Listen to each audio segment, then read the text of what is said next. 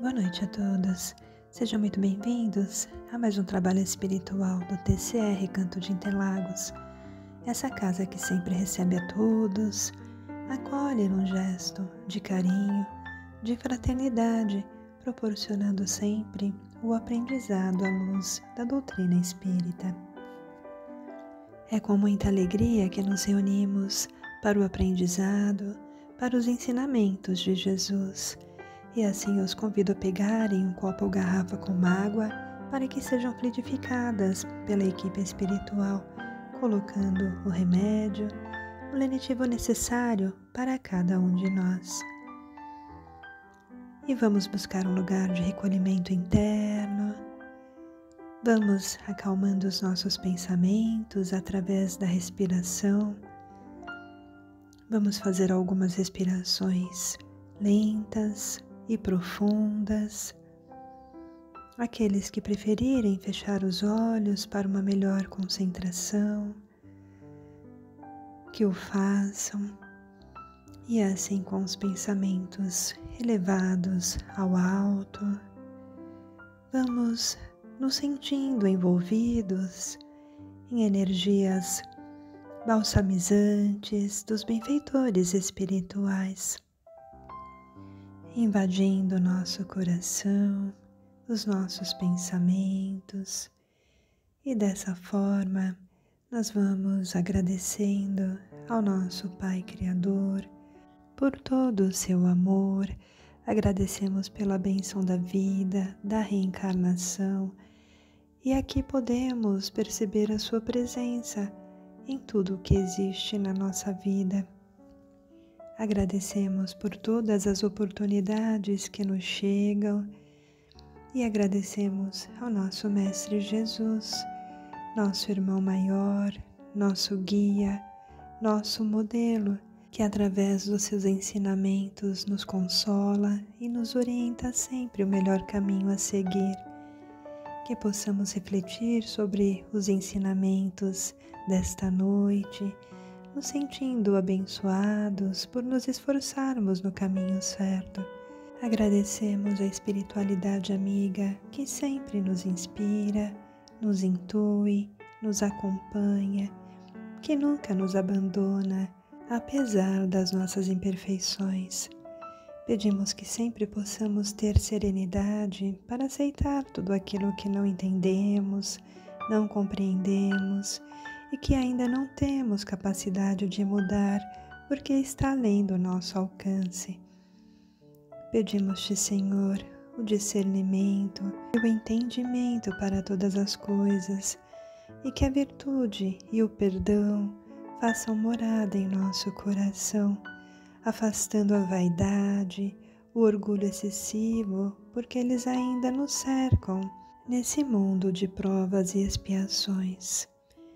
E assim, mais harmonizados, nós vamos para as nossas vibrações, emitindo os nossos melhores pensamentos, os nossos melhores sentimentos para o nosso planeta Terra.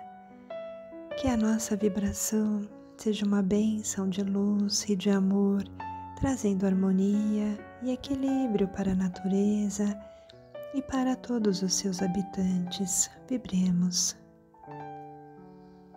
Vibremos por todos os lares, em especial pelos lares em desajustes, que sejam envolvidos em vibrações de muito amor, de paz, de equilíbrio, e que as famílias sejam unidas em harmonia e compreensão.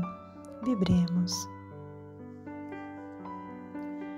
Vibremos por todas as instituições de caridade, que sejam abençoadas com os recursos e o apoio necessário para que possam continuar a servir os necessitados com amor, com fraternidade, com compaixão.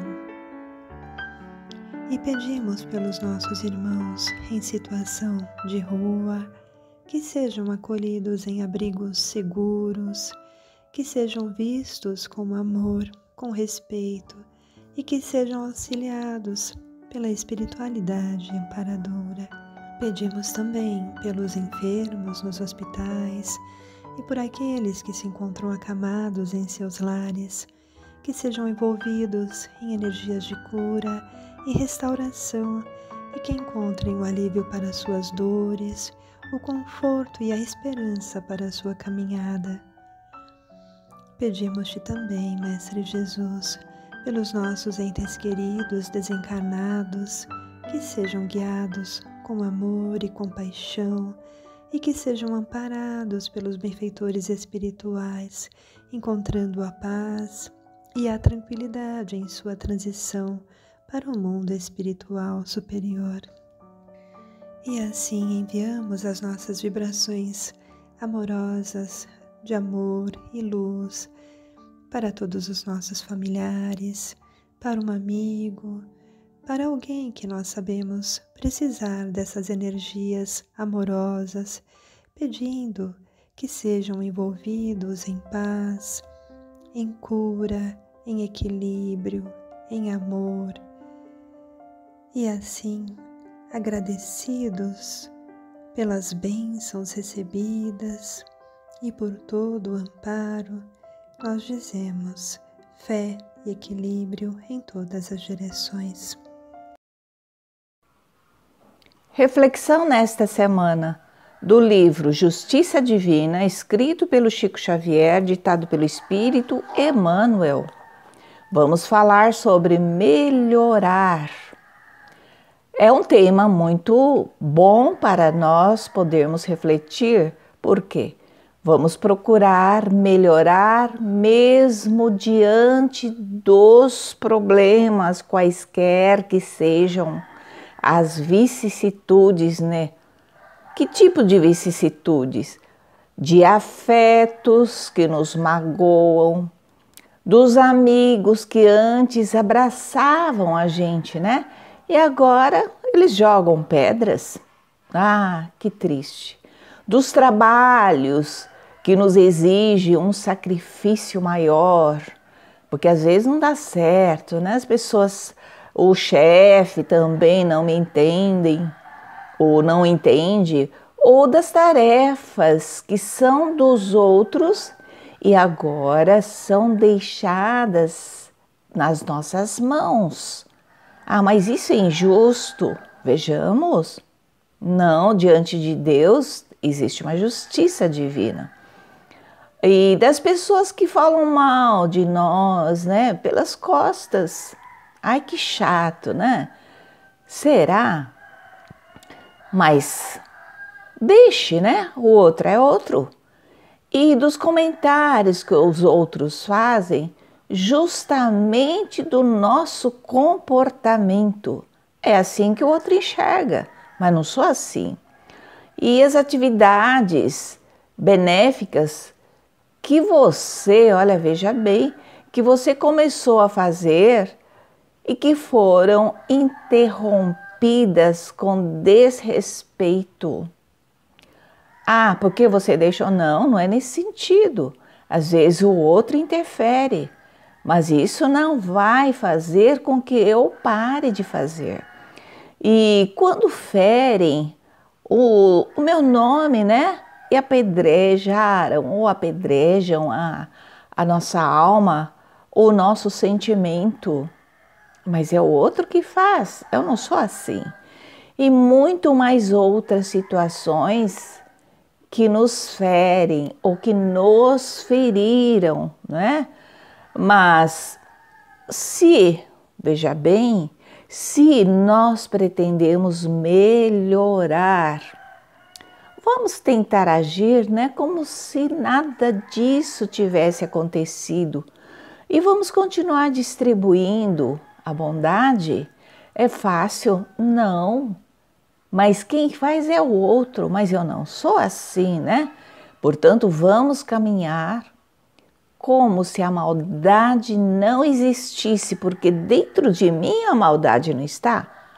Porque os outros, né? Os outros têm que pensar bem nisso. Eles não têm obrigação de conhecer os meus nobres intentos, a minha intenção interna. Porque se deseja solucionar os problemas da nossa vida, a gente tem que servir e perdoar. Porque se o desânimo me abater, você tem que pensar da seguinte forma, né? Vamos fazer reflexão assim. Desce os nossos olhos e contempla o nosso próprio corpo. E o nosso corpo dirá em silêncio que, para sustentar o nosso espírito, verá que esse espírito vive em regime de perdão. Por quê? Porque muitas vezes, né, a gente faz muitas coisas erradas com o nosso corpo que sustenta esse espírito tão maravilhoso. E a gente erra e a gente vai falar, nossa, vamos tentar melhorar sempre e perdoar tudo aquilo que também eu fiz com este meu corpo. Assim é a mesma coisa quando os outros fazem conosco, né? Então, Emmanuel nos alerta que mesmo dentro desses os desafios que acontecem, né? De nada se adianta entregar às irritações e ao vitimismo. Por quê? Porque a solução é outra. Qual é a solução, será? Todos nós sabemos. A solução é a do amor e perdão diante dessa visão da justiça divina, sempre na fé e equilíbrio em todas as direções. Então, quando Allan Kardec coloca na Revista Espírita essa afirmativa de que se as crianças retomassem as imagens que lhes eram naturais quando tinham pouca idade, nós teríamos muito mais seguramente a descrição de que a mediunidade é mais comum à infância do que possamos nós imaginar. Vamos ao Consolador. Em torno da pergunta 109, o nosso Emmanuel nos adverte que até os 7 anos de idade, o espírito está, por assim dizer, acomodando-se ao novo equipamento físico, ao novo corpo, que não nasce, que não surge totalmente preparado. O nosso cérebro não está completo, os nossos órgãos, de uma forma geral, ainda se apresentam imaturos. E ele considera com muita propriedade, e nós podemos juntar o estudo dessa pergunta ao capítulo 13, Reencarnação, do livro Missionários da Luz, quando retrata a reencarnação do espírito Segismundo. Ali há uma descrição fantástica, momento a momento, do preparo desse corpo, da maturidade desse corpo ao nascer, para espelhar a personalidade do espírito que toma posse dele a fim de fazer a travessia. Diz Emmanuel que nesses primeiros 7 anos, o espírito, por não estar totalmente cercado pelos 5 sentidos físicos, que são limitantes, porque o perispírito, em uma de suas propriedades, apresenta a sensibilidade global. Então, eu não ouço pelos ouvidos, eu não enxergo pelos olhos, eu não sinto pelo tato, mas é necessário que assim seja quando adentramos o corpo físico, porque uma nova reencarnação representa a bênção de uma oportunidade de recomeço. E se eu trouxer comigo todas as lembranças, eu não terei força, nem moral, nem emocional, nem mental, nem física, para recomeçar. Às vezes, junto de devedores ou credores do meu passado, que me acolhem como pais, como irmãos, futuramente como cônjuges, como filhos, não importa. Nós ouvimos os depoimentos dos espíritos dizendo do intenso sofrimento quando eles se encontram num ambiente penoso, carregando culpas, remorsos. E para que isso fique bastante claro para todos vocês, eu sugiro que leiam a segunda parte do livro O Céu e o Inferno, onde 8 capítulos vão trazer depoimentos de espíritos em diversas situações no mundo espiritual, desde os espíritos felizes, os que estão em condições medianas, os sofredores, os suicidas, os criminosos arrependidos, os espíritos endurecidos e os que viveram em sua última estadia na Terra, ou mais recente estadia, porque estamos longe da última, expiações terrestres que os libertaram. E aí nós vamos perceber que essa limitação ela vai se adensando conforme o corpo se desenvolve.